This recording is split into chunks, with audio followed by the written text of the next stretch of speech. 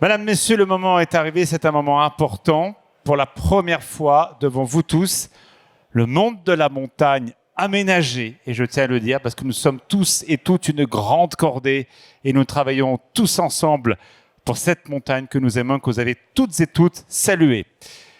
Mesdames, Messieurs, nous allons maintenant donc débuter cette nouvelle séquence, et je vais appeler maintenant dans son autre titre, Monsieur Fabrice Panckoucke à me rejoindre, président de la région Auvergne-Rhône-Alpes et coprésident en alternance de la Solidéo 2030.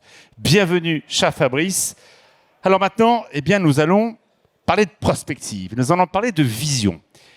Edgar Gros-Piron est en train d'arriver, et désolé, on a dû décaler un peu les choses parce qu'il vous l'expliquera tout à l'heure, il avait des petits rendez-vous auparavant qui fait qu'on a dû un peu adapter le planning, et merci de votre patience.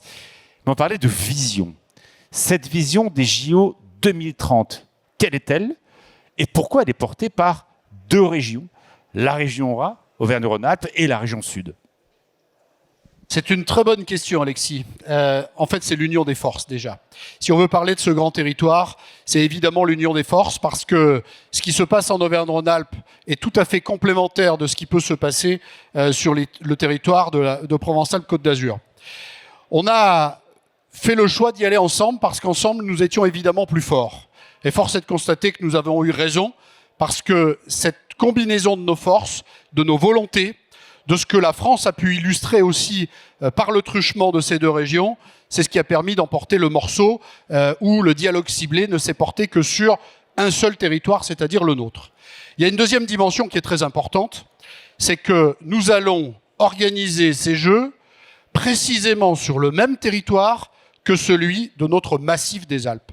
Et ce massif des Alpes et le comité éponyme en réalité, représentent une fraction de l'ensemble de nos massifs en France.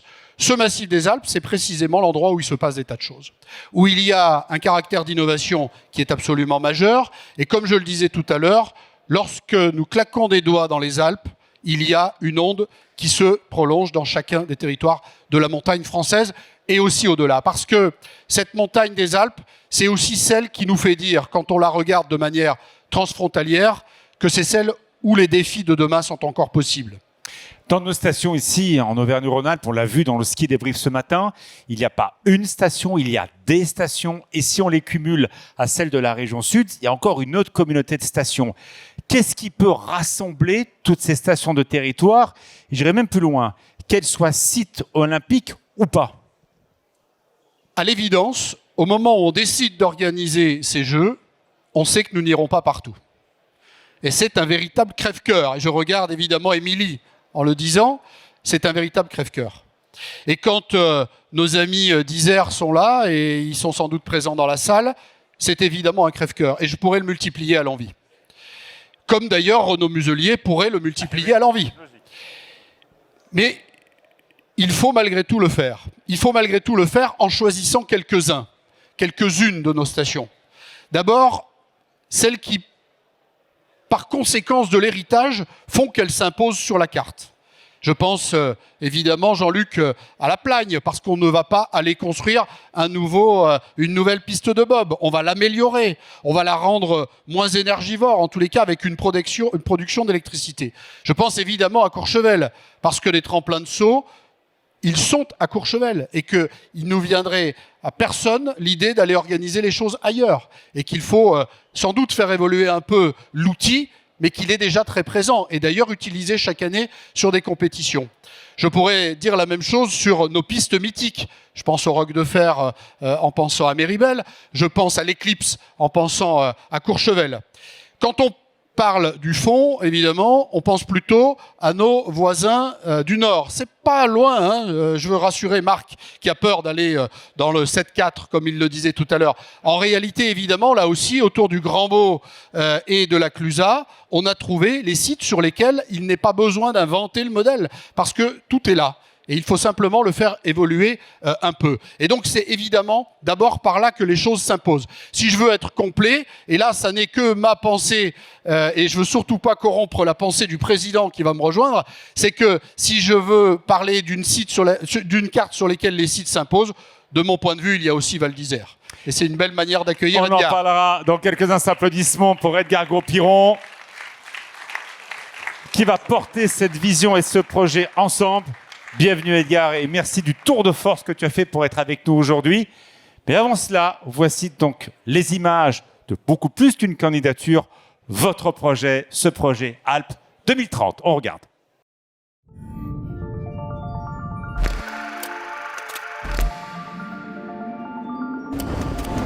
Par la candidature des Alpes françaises, c'est toute la France qui s'engage pour l'organisation des Jeux Olympiques et Paralympiques d'hiver 2030. Tous, pour partager ensemble l'émotion et la joie unique qu'offrent le sport et les grands événements sportifs. Tous rassemblés pour défendre l'idée que le sport doit demeurer accessible à toutes et à tous. Tous pour promouvoir les valeurs olympiques et paralympiques au service de notre jeunesse. Réunis ensemble dès l'origine du projet. Des plus hauts sommets de la région Auvergne-Rhône-Alpes, au rivage de la région Provence-Alpes-Côte d'Azur, des pistes de la Clusaz aux patinoires de Nice. Deux régions, un territoire. Un territoire à préserver et à développer au bénéfice de tous pour mieux le faire rayonner. Enthousiastes, généreux, accueillants, Audacieux, athlètes français et internationaux, fédérations sportives, clubs, bénévoles, entreprises locales, passionnés. C'est une complémentarité des savoir-faire. Tous réunis pour faire vivre le sport. Tous moteurs de cette candidature, en phase avec l'agenda du CIO. Pour 2030 et pour l'avenir. Car oui, en France, ces savoir-faire sont en nous. Créer de grands événements sportifs internationaux est dans notre ADN. Jeux Olympiques d'été de Paris de 1900, 1924 et 2024. Jeux Olympiques d'hiver de Chamonix 1924 et Grenoble en 1968. Jeux Olympiques et Paralympiques d'hiver d'Albertville 1992. Championnat du monde de ski à Méribel et Courchevel en 2023. Et tant d'autres compétitions internationales, parmi lesquelles le Tour de France et Roland-Garros. Un passé, un héritage, une ambition qui construisent notre avenir. À tous. Because these games will be part of our shared history. Respecting the social and environmental challenges of our time. Think up the Winter Games and the mountains of tomorrow. Be innovative at every place, every fleet. Preserve, reuse, renew, projecting again and again. Almost 40 years later, many of the Albertville sites from 1992 will still be in use. And the flame will continue to burn beyond 2030, leaving its legacy to the athletes, to the regions, to the participating cities, to everyone. Faire vivre l'esprit olympique et paralympique, c'est en nous.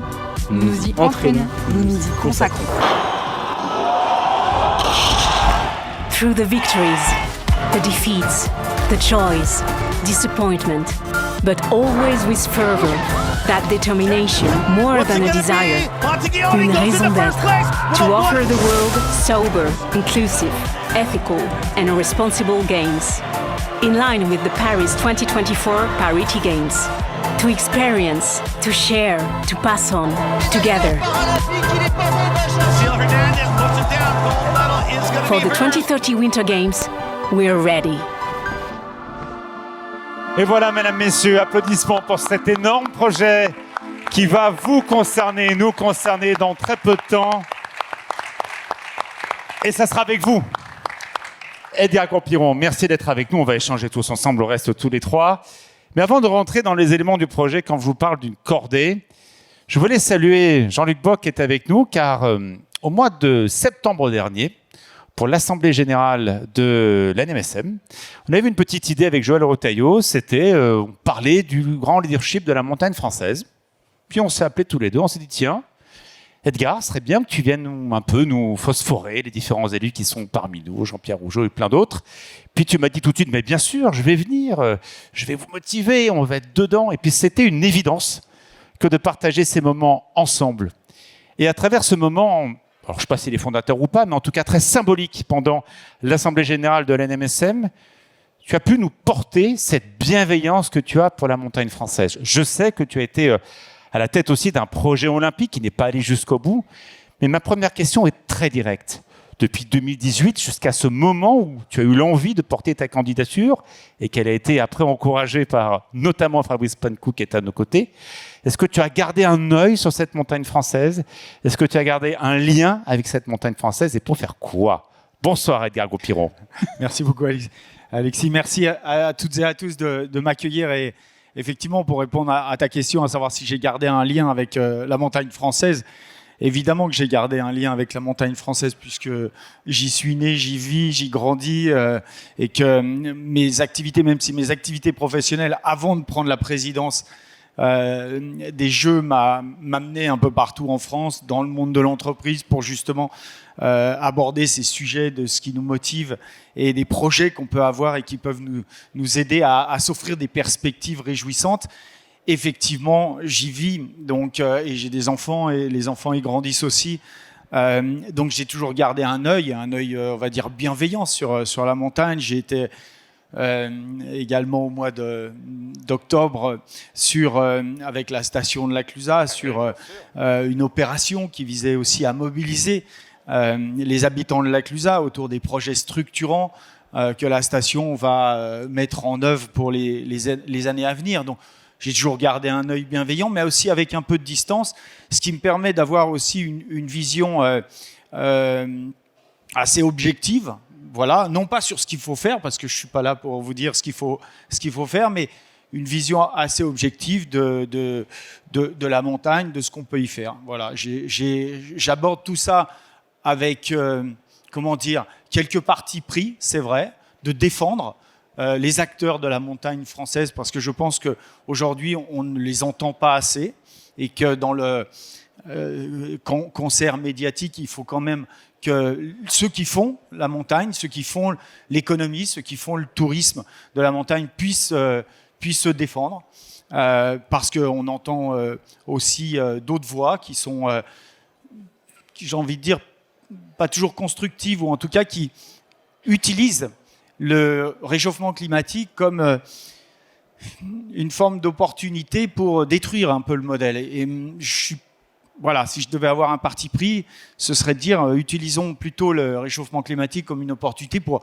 réinventer, transformer et accompagner la transition du modèle. C'est ce que vous faites, hein. C'est pas, les jeux qui viendraient d'un coup comme ça offrir une espèce de grande prise de conscience collective qu'il faut changer. C'est déjà fait, ça se fait depuis longtemps. Là-dessus, j'ai un regard aussi bienveillant. Et puis, ça va continuer de se faire bien au-delà des Jeux de 2030. Pendant cette Assemblée Générale de l'NMSM, tu m'avais parlé d'un champ de boss. Tu l'imaginais, tu l'esquissais. Maintenant, ça y est, t'es dedans, le champ de boss. Tu peux me le raconter, ce champ de boss ? Oui, j'ai toujours même dit, c'est un peu une affaire de métaphore, que la vie était un champ de boss et que l'enjeu, c'était pas d'aller chercher la piste verte où la piste est plate, mais plutôt d'apprendre à évoluer dans ce champ de boss. Là, effectivement, c'est un projet colossal.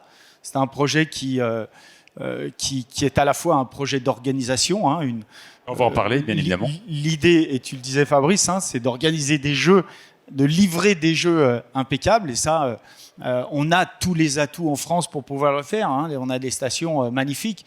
Et puis, on a des territoires aussi qui peuvent profiter de ces jeux de 2030 pour se développer des infrastructures et développer également des savoir-faire qui n'ont pas été l'occasion de le faire aux Jeux en 92, mais qui peuvent être l'occasion de le faire pour les Jeux en 2030. Donc c'est une formidable opportunité. Alors, je vous invite à faire un petit exercice, tous les deux. On va se projeter, alors dans pas si longtemps que ça, en mars 2030. Les Jeux Olympiques et Jeux Paralympiques sont passés. Je reviens vous interviewer et l'un et l'autre dans vos grades et fonctions, si vous êtes encore dans vos fonctions, en vous posant cette question. Vous seriez content si quoi ? Si quel héritage est arrivé ? Quel moment est arrivé ? Fabrice Pankow, président de la région Auvergne-Rhône-Alpes. Non, on se disait que c'était assis avec une bonne bière. Ça serait... Pourquoi pas ? Non, très sérieusement, évidemment, quand on se projette comme ça, y a beaucoup de sujets, évidemment. D'abord, je crois qu'il y a une dimension humaine qui est absolument majeure et qui, chaque jour, nous anime avec Edgar, d'abord dans ce moment de la structuration. Cette dimension humaine, c'est aussi toute cette place de la jeunesse et de se dire que si en mars 2030, tous ceux qu'on rencontre actuellement avec des étoiles dans les yeux, qui sont des minots qui nous disent qu'ils y seront en 2030, s'ils reviennent nous voir avec la médaille, alors on aura déjà réussi quelque chose de formidable. Ensuite, il y a les aspects de structuration. Il ne faut jamais perdre de vue que quand on parle de Jeux Olympiques et Paralympiques, c'est un catalyseur pour l'héritage. Et donc, il y a des choses qui seront terminées pour 2030, il y en a d'autres qui seront pensées, il y en a d'autres qui seront impulsées. Et tout ça, c'est un jalon de 2030 qui nous fait regarder en réalité bien au-delà. Et donc, de pouvoir aussi constater en 2030 qu'on a un héritage sur les questions d'accessibilité. Je pense aux personnes à mobilité réduite et au handicap en le disant. Mais aussi, d'une manière générale, sur cette place de la jeunesse dans nos territoires. Pas que pour les athlètes, pour le coup. Là, je parlais d'abord du mouvement sportif. Maintenant, de tous ceux qui ont envie de consommer ces territoires de montagne, qu'ils puissent y venir. Et on veut que la jeunesse y ait une place toute particulière. Et puis après, il y a l'héritage plus structurel.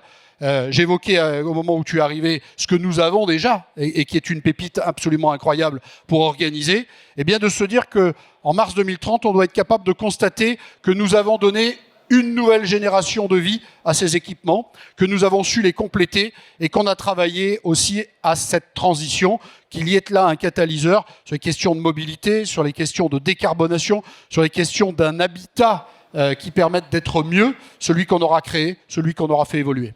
Je te pose la même question. En 2040, on gagne encore 10 ans. On a vu que Tony Estanguet disait, à la sortie des Jeux de Paris, quel est l'héritage? C'est compliqué quand on sort des Jeux. Mais allez, faisons l'exercice. On va 10 ans après. On se refait la même interview. Ça y est, c'est passé, c'était il y a 10 ans. Qu'est-ce que tu aimerais voir de cet héritage, de tout ce mouvement sportif olympique et de ce que sera laissé dans les territoires?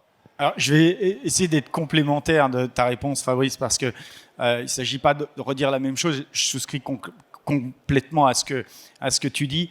Les Jeux, c'est pas juste organiser un événement sportif, un des plus gros événements sportifs du monde, c'est aussi un héritage pour le sport, pour les territoires, qui doit être structurant. Mais moi, j'aime bien avoir cette notion d'héritage aussi peut-être immatériel, et qu'on se dise que 10 ans après, comme on peut se le dire 30 et quelques années, 33 ans après les Jeux d'Albertville, c'est qu'on l'a fait, on en est fier, on est capable de faire de grandes choses en France, et que 10 ans après, si on venait me dire quand les prochains, quand est-ce que ça revient, quand est-ce qu'on retourne les chercher? C'est une question qu'on a entendue après Albertville que 92. Hein. Exactement, et qu'on n'attende pas 38 ans pour le faire, que l'on se projette, parce que je pense que là on a un projet à 2030, mais l'enjeu de la montagne, c'est une projection qui va aller au-delà de 2030, et notre héritage à nous, qu'on doit structurer, sur lequel on doit emmener tout le monde, c'est à 2050. C'est à 2050 qu'on doit avoir une vraie vision de ce qu'on doit faire de notre montagne. Et pourquoi pas même à 2100. Il ne faut pas avoir peur justement d'avoir une vision de ce qu'on peut faire de nos activités, de nos montagnes, à très long terme. Après, c'est se doter des moyens qui vont nous permettre d'accompagner ce mouvement-là. Et si on pouvait avoir un héritage fort de ces Jeux en 2030, c'est d'être capable d'accompagner, d'avoir une vision à 2050 déjà, avoir des perspectives à 2100, mais aussi d'être capable d'accompagner ce mouvement année après année, parce que vous faites déjà énormément de choses. Toutes les initiatives sont bonnes. L'enjeu, c'est d'arriver peut-être à créer quelque chose, la concertation, d'accompagner cette concertation, et puis de se dire chaque année, entre 2030 et 2050, où on en est, qu'est-ce qui reste à faire, qu'est-ce qu'on a fait de bien, qu'est-ce qu'on peut améliorer. Et si on arrive à accompagner le mouvement, à ce moment-là, je pense qu'on aura un bel héritage. Fabrice Pankow, on va parler maintenant de Solideo, qui a été dévoilé il y a quelques jours à Marseille. Il y aura une présidence tournante, un coup Renaud Muselier, un coup vous. Bon, à la différence du projet Albertville 92, il y avait plus de temps pour construire les Jeux. Là, c'est dans 4 ans et demi. Est-ce que c'est un temps suffisant pour pouvoir poser les bases de quelque chose de stable, de solide, d'ancré, dans lequel on peut faire bouger les lignes? Oui. D'abord parce que l'histoire n'est pas la même et qu'on a aujourd'hui beaucoup que nous ne sommes pas obligés de reconstruire. Et on a dit, et on le répète chaque jour avec Edgar, on veut faire des jeux sobres. C'est pas juste une idée, le jeter en l'air. Ces jeux sobres, c'est ceux sur lesquels il y a un effort sur le plan financier, bien sûr, mais aussi dans la consommation des espaces, dans l'impact qu'on peut avoir. Et donc, on peut pas à la fois vouloir tout transformer et d'un autre côté, avoir des jeux que l'on qualifiera in fine de durables parce qu'ils auront été peu impactants. Donc, on a du temps devant nous, on en a peu. Il faut être stratège du temps dont on dispose maintenant. Mais comme disait un des organisateurs de Salt Lake qui s'appelle Bullock, il faut savoir prendre du temps pour en gagner ensuite. On est précisément dans ce moment-là avec Edgar, où aujourd'hui, les fondations se stabilisent pour qu'on puisse être prêt. Donc, est-ce que nous le sommes ? Oui. Est-ce que le rôle de la Solideo va permettre de relever les défis ? Je pense. Parce que la Solideo, le jour même où nous l'installons, lundi dernier, il y a une dizaine de jours, eh bien, tout de suite, il y a des délibérations. Pour la Plagne, s'agissant de notre secteur, pour le Fort des Têtes du côté de Briançon. Et donc, d'ores et déjà, on est dans ces moments-là de décision. Pas des décisions pour dire voilà quel sera le projet, mais en tous les cas, qu'on puisse aboutir les réflexions qui ont déjà été initiées.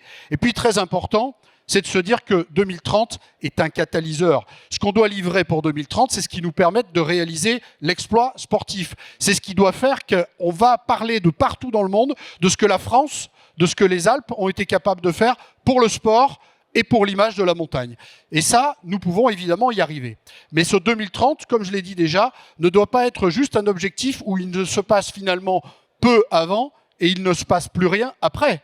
Tout au contraire, on a aujourd'hui beaucoup de projets qui sont d'ores et déjà dans nos cortex respectifs. C'est l'occasion de les accélérer. Il y a ceux qu'on pourra livrer d'ici là, parce qu'ils sont indispensables et ils le seront. Et il y a ceux qui devront pouvoir continuer de prospérer encore après. C'est typiquement le cas des mobilités et de la décarbonation. Et on va en parler. Edgar Gros-Piron, on est tous ici des montagnards, soit de naissance, soit de cœur, soit des deux. Et évidemment, on a envie d'avoir des choses concrètes. La carte des sites, on ne va pas les dévoiler là parce que je pense qu'il y a encore beaucoup de choses, mais quand est-ce qu'elle va tomber et quels sont les calendriers ? Voilà, beaucoup de personnes ici ont envie d'aider ce projet, on se questionne sur le projet. Quels sont les grands temps forts, les grands points, les jalons de date que tu veux nous partager ici ce soir ? Alors d'abord, on a un budget à consolider. Pour ça, il faut qu'on ait le résultat de toutes les études qui ont été lancées, notamment par la Solideo, pour que voilà, on puisse consolider notre budget. Et d'ici la fin de l'été, on aura ces éléments-là qui nous permettront, par rapport aux options qui sont les nôtres, de figer la carte des sites.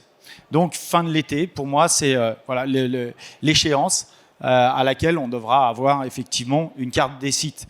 Maintenant, il y a encore d'autres échéances qui viendront. Il y en a avant, mais il y en aura aussi après.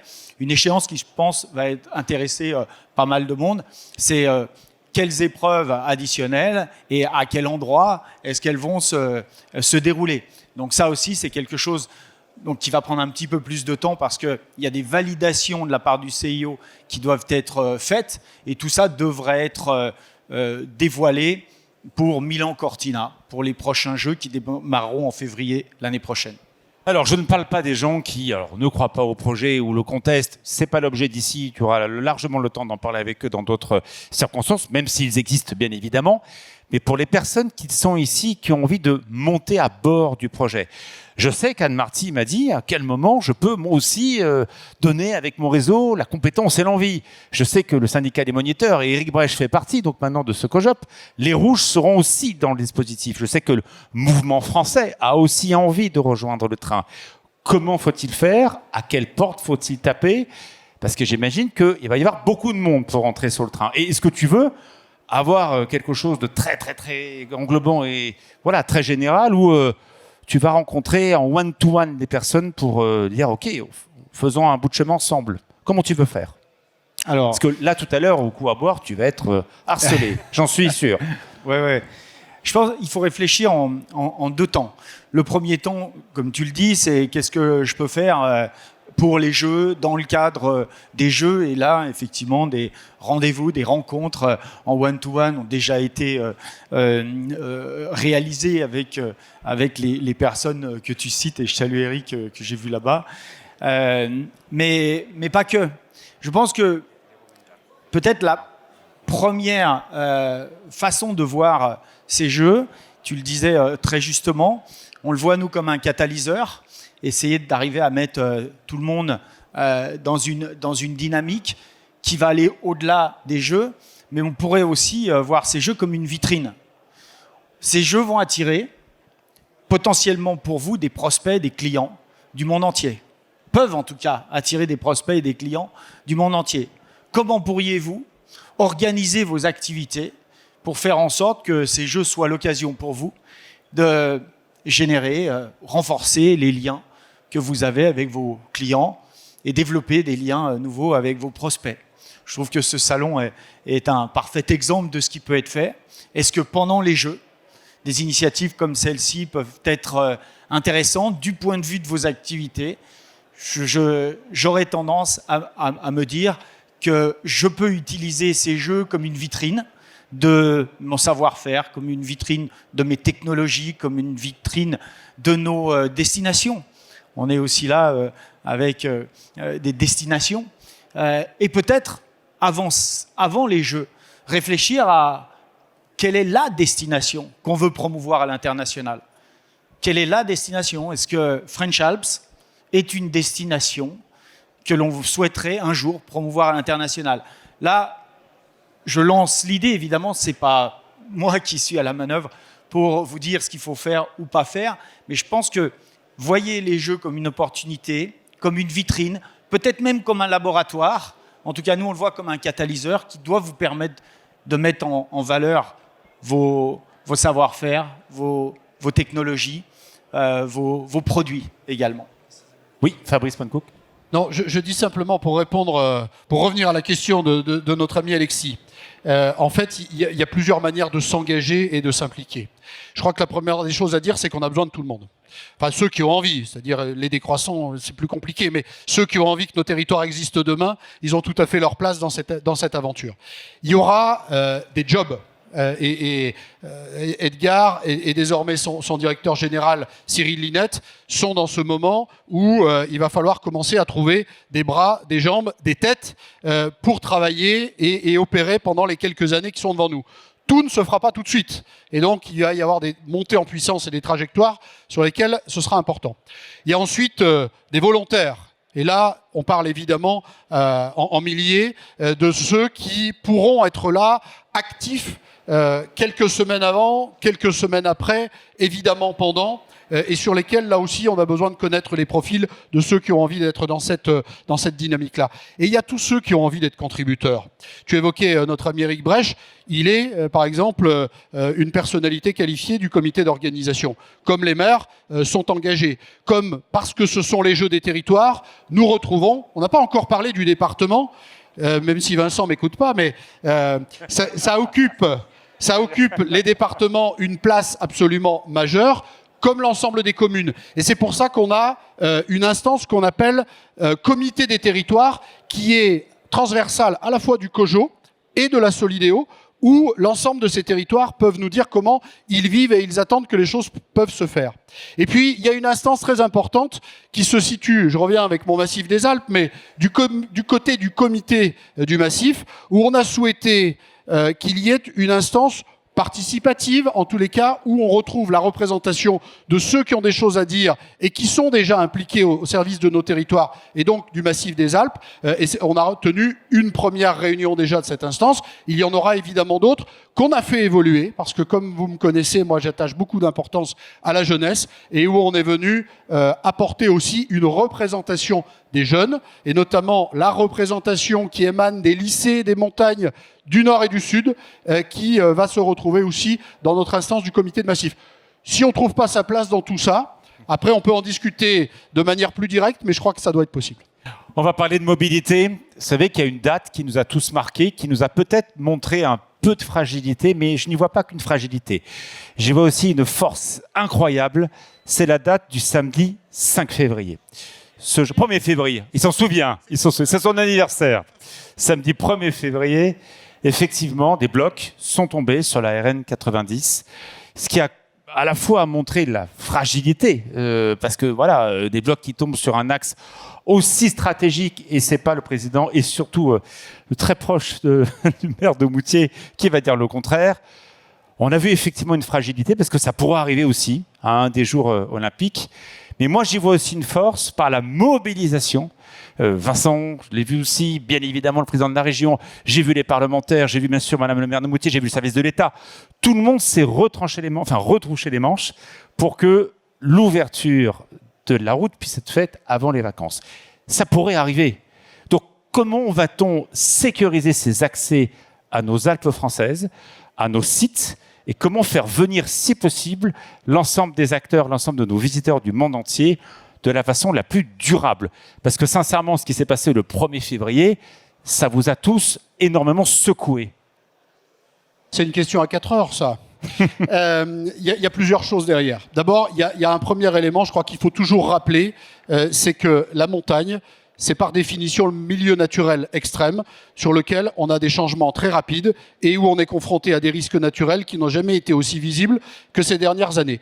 C'est un fait et il faut l'accepter. Si on ne l'accepte pas, eh bien on ne peut pas considérer qu'on peut vivre sur les territoires de montagne. Une fois qu'on a dit ça, comment est-ce qu'on lutte pour se préparer et notamment sur la dimension des mobilités? Ce qu'on a vécu le 1er février, et je veux vraiment rendre hommage à l'État par votre présence ici, mais si l'État n'avait pas été aussi mobilisé, jamais il eût été possible d'agir aussi vite, à la fois sur l'instant même et dans les 7 jours qui ont suivi. Mais ça peut se reproduire. Comment est-ce qu'on se prépare? D'abord, la technique évolue chaque jour. Il faut qu'on la convoque de manière volontaire pour se prémunir. Le suivi des mouvements de terrain avec de la data qui est connectée, qui permet de sécuriser les accès. On n'empêchera pas le mouvement de terrain, on n'empêchera pas le risque naturel. Par contre, comment est-ce qu'on est capable de l'anticiper pour préserver les vies humaines? C'est précisément ce qui s'est passé le 1er février. Tout le monde l'a oublié. Mais s'il n'y avait pas eu tout ce travail en amont de sécurisation, il y aurait eu des morts. Et la route aurait été coupée pendant beaucoup plus longtemps. Donc, il faut continuer ce travail-là. Ça, c'est essentiel sur l'ensemble de nos axes de manière évidente, avec des ouvrages là où ils sont possibles, mais ça n'est pas le cas partout. On sait précisément, pour reprendre l'exemple qui est le tien, qu'une casquette de béton ne suffirait pas et que de creuser un tunnel, je crois que c'est faire offense à personne que de dire qu'aujourd'hui, nous ne sommes pas en capacité dans les finances du pays que de le faire. Et donc, il faut l'accepter comme ça. Ne pas être fataliste et travailler à la suite. Ensuite, ça n'est que le routier. Et comment est-ce qu'on voyage durable, de manière durable? C'est aussi en convoquant les autres projets de mobilité. La place du train, le train de nuit, le transmanche Eurostar sur lequel on travaille beaucoup avec Vincent, avec Émilie, avec Martine, avec Cédric. Et ça, il faut évidemment continuer de travailler sur cette dimension-là. Le train. Pas en laissant penser qu'on va doubler la voie en Tarentaise, parce que c'est une connerie. Et ça aussi, il faut le dire. On ne va pas doubler la voie en Tarentaise. Par contre, on doit être capable de sécuriser les zones fragiles et on doit être capable de prévoir des créneaux de croisement pour optimiser plus le passage sur la ligne. On doit retrouver le train de nuit, on doit retrouver Eurostar. Ça, c'est sur le train, et évidemment, en ne regardant pas que le petit segment de la Tarentaise, il faut le regarder de manière plus globale. On a beaucoup de programmes qui sont ouverts avec la région, avec la SNCF sur ces sujets-là. Et puis, il y a les autres manières de se déplacer. Les ascenseurs valléens. Sylvain Pulsini, maire de Moselle, en sait quelque chose. Jean-Luc et le projet autour de la Plagne en sait aussi quelque chose. Et il y en a d'autres encore comme ça. Et puis, ne pas oublier l'avion. Parce que l'avion, c'est pas un grand mot. C'est pas un gros mot. Et quand on va chercher, notamment avec nos partenaires des consulaires et du monde de l'économie, les moyens de réaliser le terminal 2 à Lyon, c'est pour préparer aussi les Jeux Olympiques et Paralympiques. Parce que on ne fera pas de grands événements internationaux si on n'a pas un aéroport. On ne continuera pas de faire venir chez nous, l'année où on fait quand même plus 8% à l'échelle de la région de visiteurs étrangers au cours de cette saison, on ne continuera pas de faire si nous n'avons pas ce terminal 2 et si nous n'avons pas des aéroports en état. Et c'est pas un gros mot de dire qu'il faut faire voler des avions, parce que les avions n'ont jamais volé aussi propre, et moi j'aime beaucoup vous raconter mon histoire de l'avion électrique, et je vous la raconterai si vous voulez plus tard, et qu'on n'a jamais utilisé des carburants qui sont aussi performants. Et donc, on parle tous les jours de paix, de meilleure connaissance des hommes entre eux à travers le monde. Il faut continuer de faire voler des avions, c'est essentiel. Applaudissements si vous le souhaitez. Merci en tout cas. Les prochains JO auront lieu dans un territoire ami, mais aussi très concurrent, les Dolomites. C'est pas loin, et nous partageons dans un grand périphérique qui va de Zurich à Milan, beaucoup de clients qui venaient avant séjourner dans les Alpes françaises et qui sont maintenant attirés vers les Dolomites. Ce territoire a eu X problèmes, on en a parlé dans la presse bien évidemment, mais c'est une réalité. Les JO auront lieu dans les Dolomites dans maintenant moins d'un an. Comment vous allez donc anticiper tout ça? Parce que pour beaucoup, les personnes qui sont ici, qui vendent ou qui achètent, regardent aussi les Dolomites. Ce sont des territoires qui nous chatouillent sur l'hiver, mais également sur l'été. Et n'y a-t-il pas là, et là je vais jouer un peu le côté gaulois, un peu Astérix, un moyen d'aller un peu, alors on ne va pas espionner, ils feront ce qu'ils feront et on fera ce qu'on fera. Mais on a aujourd'hui à bomber le torse parce que l'Autriche et les Dolomites nous taillent des croupières et nous prennent des parts de marché. Est-ce qu'il n'y a pas là, à travers les JO, un moyen de reconquête? Moi, je rêverais qu'un jour, j'invite Anne Marty, présidente de DSF, dire qu'on est la première destination en nombre de skis dans le monde. Pourquoi pas un jour? Mais en tout cas, ce qui est sûr qu'aujourd'hui, ces marchés progressent et ces jeux, ils n'ont pas lieu n'importe où. Ils ont lieu chez nos concurrents. Donc, comment notre délégation française va aller un peu observer tout ça? Ça intéresse beaucoup de personnes, notamment du cluster, qui sont avec nous. Oui, mais juste en quelques mots. Effectivement, on a une concurrence internationale. Tu as cité Milan-Cortina avec les Dolomites, magnifique destination. Voilà, mais on peut se défendre. Enfin, on se défend et on se défend même très bien.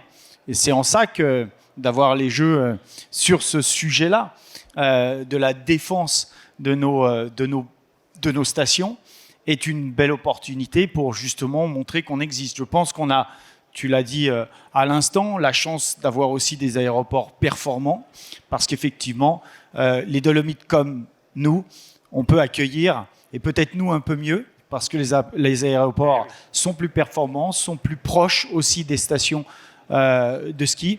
On peut se permettre d'avoir un avantage concurrentiel là-dessus. Et puis, il ne faut pas oublier que la concurrence, et ça, je sais que c'est un sujet qui t'est très cher, elle va être aussi, en 2038, de la Suisse. Elle va venir de la Suisse, puisque la Suisse aura sans doute, il y a de grandes chances, en tout cas c'est bien parti pour, aura les Jeux Olympiques d'hiver également. Donc on voit bien... Dans un territoire voisin, ami et concurrent. Et voilà, on voit bien qu'effectivement, l'ensemble de l'arc alpin, côté France, côté italien, côté suisse, côté autrichien, se mobilise pour faire valoir ces destinations, pour faire valoir ces territoires, ces stations, ces vallées, et puis effectivement aussi parce qu'ils en ont de très belles, ces industries. Et là, par rapport à ça, on doit être effectivement présent et continuer d'occuper le terrain. Fabrice Pankouk. Oui, je partage évidemment ce que dit Edgar. J'aurais simplement apporté un regard peut-être personnel. J'étais il y a une dizaine de jours à Cortina. Et j'ai rencontré à la fois le commissaire du gouvernement et puis la représentation de Milan-Cortina. C'était très intéressant. Je ne suis pas allé pour espionner. J'y suis allé pour voir tout simplement en objectivité ce qui est aujourd'hui... ou ce qui sera plutôt la piste de bob qui servira en 2026, comme j'ai regardé aussi leur territoire d'une manière plus générale. Évidemment qu'on est dans une forme de concurrence, mais comme peut-être Val d'Isère et Val Thorens sont dans une forme de concurrence.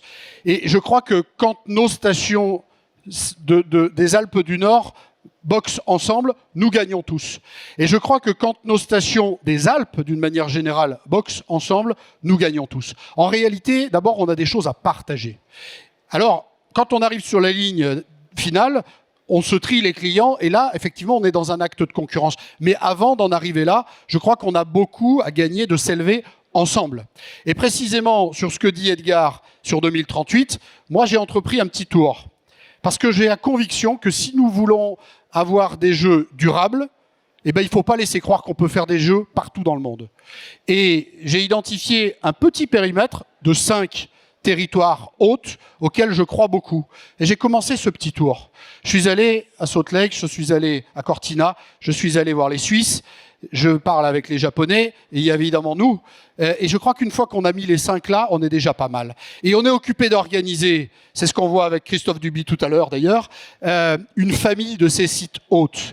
Parce que je crois que nous aurions tous à gagner, ces 5 là, peut-être quelques autres, mais en tous les cas un périmètre réduit, de se parler, pour s'élever ensemble sur les sujets de transition, sur les sujets de la manière avec laquelle on va organiser et continuer d'aménager nos montagnes demain. Et comment on est capable de recevoir, en se partageant plutôt qu'en se battant à coups de dizaines de millions d'euros, les Jeux sur nos territoires. Parce que ces quelques destinations que je vous dis, ce sont toutes des destinations qui font rêver.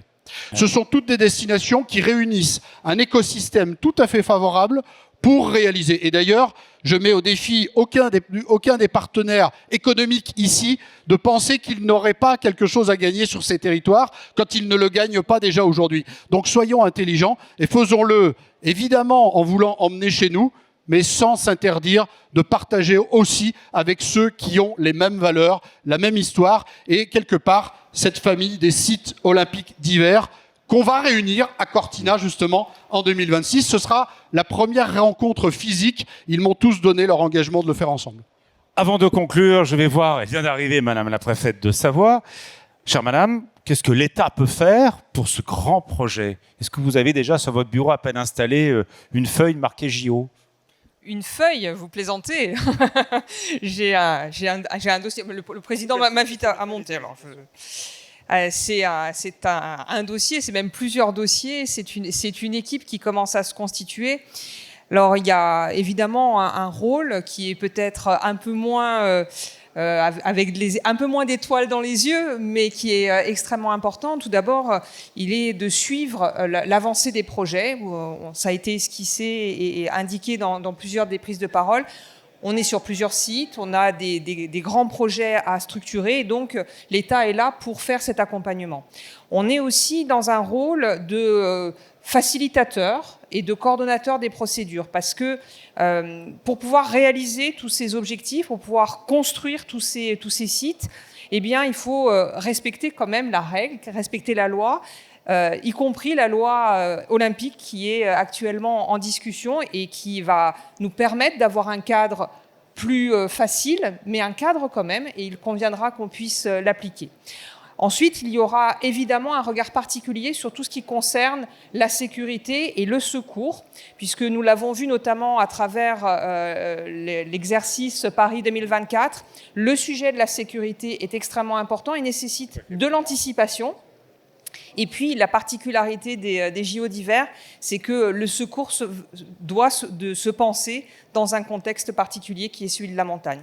Et enfin, et je dirais que c'est presque le plus important, l'État local, c'est l'interlocuteur et c'est l'interface entre les différents niveaux qui interviennent pour la préparation de ces JO.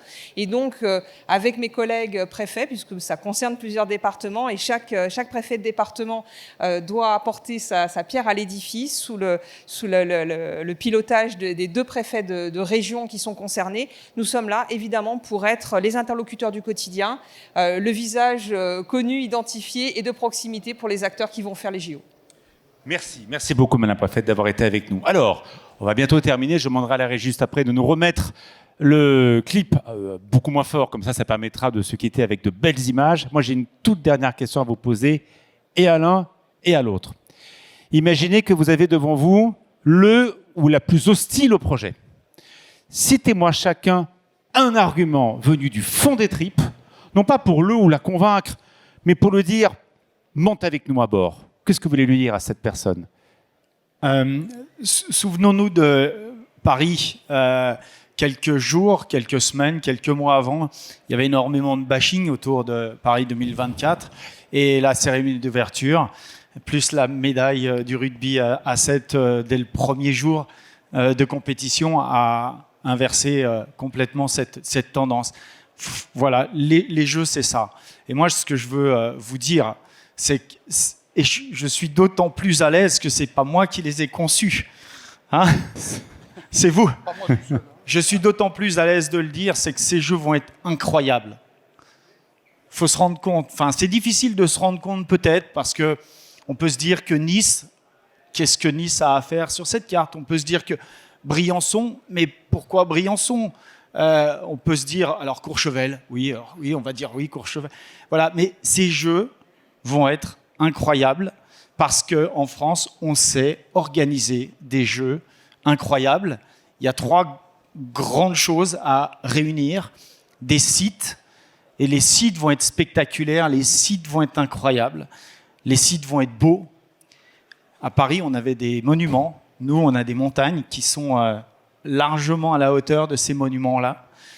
L'ambiance, on sait créer de l'ambiance dans les stades et on va faire tout ce qui est en notre pouvoir pour amener un maximum de monde pour que ce soit une grande fête populaire. Et puis les performances. Alors évidemment, on attendra beaucoup des performances de nos athlètes français, mais on attendra aussi de grandes histoires d'athlètes internationaux, de grandes performances des grands athlètes internationaux, et on sera au premier rang de ce magnifique spectacle. En réunissant ces 3 ingrédients, on aura des jeux qui vont marquer l'histoire. Évidemment, on aura aussi des cérémonies qui devront être à la hauteur de nos ambitions. Et tout ça, on sait faire. Donc on va le faire et on le fera ensemble. La valorisation du savoir-faire. Merci Edgar Gros-Piron. Même question pour vous, Fabrice Pancook. Cherchez l'argument qui va forcément non pas convaincre. On peut avoir aussi une certaine forme de, je sais pas, j'ai pas d'avis, ça peut arriver aussi.